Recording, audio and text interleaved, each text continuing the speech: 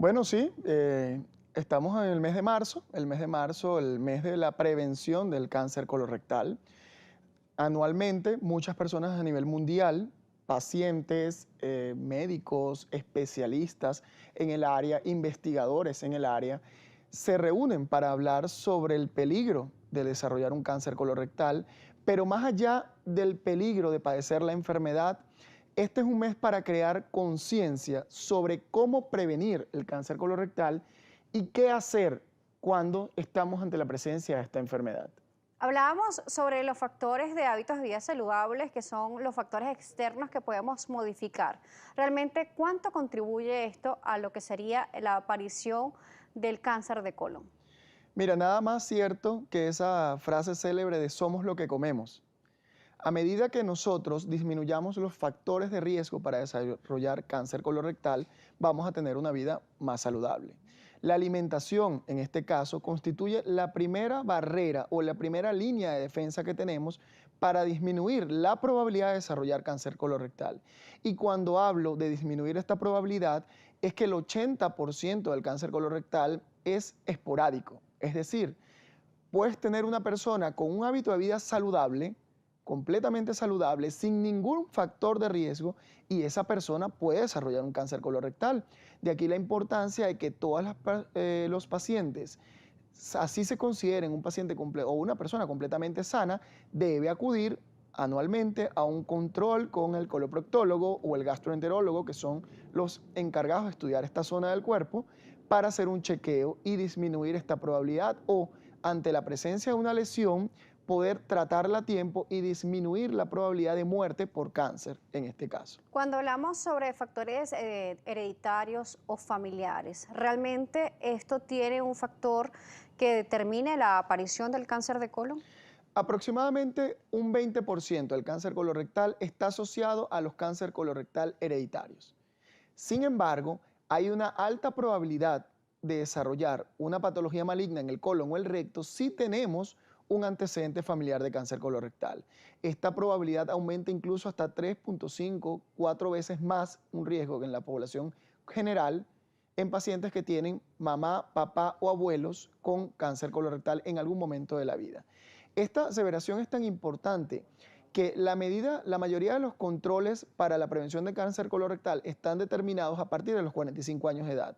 Es decir, toda persona por encima de los 45 años de edad, así se considere 100% sana, debe acudir a una evaluación médica para realizar un estudio endoscópico, en este caso una colonoscopia. Cuando se va a realizar la colonoscopia, ¿qué debe hacer el paciente? ¿Cuál es la preparación previa que debe tener y qué debe tomar en cuenta?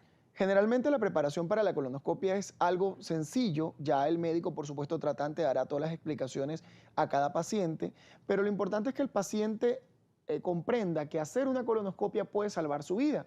Y por más que pueda tener miedo a hacerse el estudio, este es un estudio que es bastante sencillo, bastante simple y que en la mayoría de los centros, este es un estudio que ni siquiera va a generar molestias en el paciente. Por ejemplo, en nuestra unidad de cirugía endoscópica, en nuestra unidad de endoscopia, los pacientes siempre tienen una atención especializada, incluso los estudios se hacen bajo sedación de la mano con un anestesiólogo y el paciente prácticamente no siente ningún problema. Pero es importante realizarse estos estudios a partir de las edades adecuadas para disminuir la probabilidad. Comentaba que esto es tan importante lo de los factores hereditarios, que si una persona tiene un familiar, mamá, papá o abuelos, que tengan hayan tenido cáncer colorectal en algún momento de su vida, este paciente debería iniciar los estudios endoscópicos 10 años antes del diagnóstico del familiar, nada con el estadio del cáncer de colon. En este caso, los pacientes se someten a los estudios de pesquisa a partir de los 45 años de edad y si se encuentra alguna lesión premaligna, en este caso los pólipos, ya que la mayoría del cáncer colorectal se origina en un pólipo, este se puede eliminar por vía endoscópica y de esta forma le disminuimos a ese paciente la probabilidad de que desarrolle un cáncer. Si la enfermedad se diagnostica a tiempo y se trata a tiempo, hay un 98% de probabilidad de una curación definitiva en el paciente. ¿Existe alguna contraindicación para realizar la colonoscopia? Dependiendo del paciente, por supuesto. Siempre hay ventajas y hay desventajas en realizar los estudios. Hay pacientes que, por ejemplo, tienen enfermedades inflamatorias que en un momento determinado pueden hacer una crisis aguda de esa enfermedad y, por supuesto, ese paciente no puede hacerse una colonoscopia en ese momento. Pero realmente no hay una contraindicación absoluta para el estudio endoscópico. Todo paciente puede y tiene la posibilidad y la probabilidad de hacerse un estudio endoscópico para disminuir ese problema que puede acarrear mayores consecuencias como un cáncer No es colorectal. menos importante también recordar la función del colon y además cómo está distribuido, doctor. Sí, el colon se compone de 4 elementos principales: el colon ascendente, transverso, descendente y sigmoides, que termina en el recto. Todo esto a lo largo, por supuesto, de un gran tubo que forma lo que es el aparato digestivo inferior, por decirlo de alguna forma, en este caso el aparato digestivo distal. Y la importancia de esto es que, por supuesto, nadie puede ver su intestino por dentro. Entonces, el cáncer colorectal se desarrolla muy lento, pero nos da la probabilidad de diagnosticarlo a tiempo a través de los estudios endoscópicos, que es la única forma de hacer un diagnóstico preventivo y, por supuesto, a tiempo. Doctor, también nos están preguntando que cuánto mide aproximadamente un intestino delgado, un intestino grueso. El intestino delgado aproximadamente mide alrededor de unos 6 metros, el intestino delgado. El colon puede llegar a medir alrededor de entre 1 y 1.5 metros totalmente, aproximadamente 100, 150 centímetros. Esto nos da una gran superficie para que se desarrollen lesiones que al inicio son lesiones que se consideran premalignas y, por supuesto, pueden desarrollar cáncer. Hay un punto importante para hacerle recalcar a la población en general, es que el cáncer colorectal puede tardar entre 10 a 15 años en desarrollarse. Si usted presenta alguno de los síntomas que están descritos ampliamente en la literatura o en cualquier folleto informativo que usted pueda encontrar, donde vamos a tener pérdida de peso inexplicable, podemos tener la presencia de anemia por sangrado, que muchas veces este sangrado puede no ser visible y por esto hay pruebas importantes a realizar, como por ejemplo el examen de sangre oculta en heces, que es una simple prueba de un examen de heces, con unos reactivos especiales, por supuesto, para determinar este sangrado.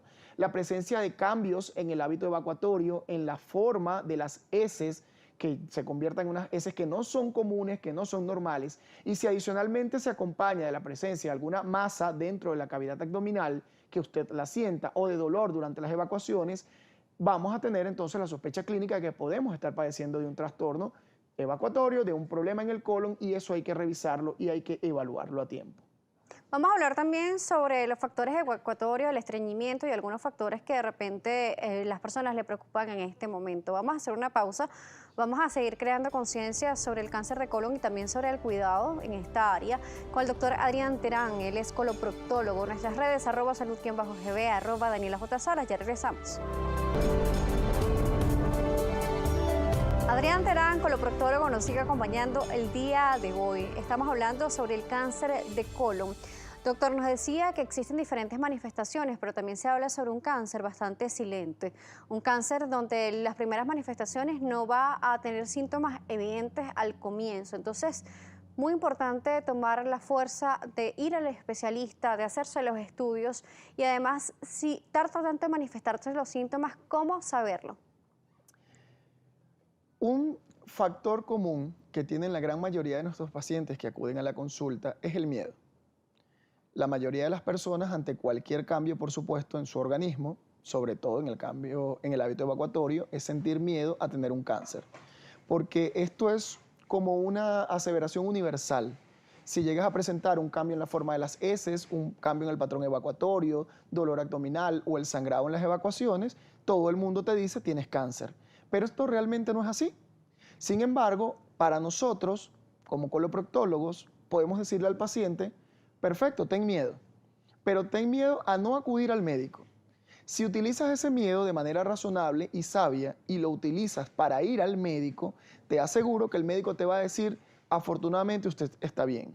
Y si en el peor de los escenarios te dicen, usted tiene algo, qué bueno que vino a tiempo, porque al venir a tiempo podemos tratarlo y podemos disminuir las complicaciones y las consecuencias de desarrollar una enfermedad mucho más mortal. Antes de irnos a la pausa nos preguntaban algo, nos decían que al momento de estar estresado esta persona le generaba estreñimiento, el estrés le genera estreñimiento, ¿esto podría ser una alarma para esta persona?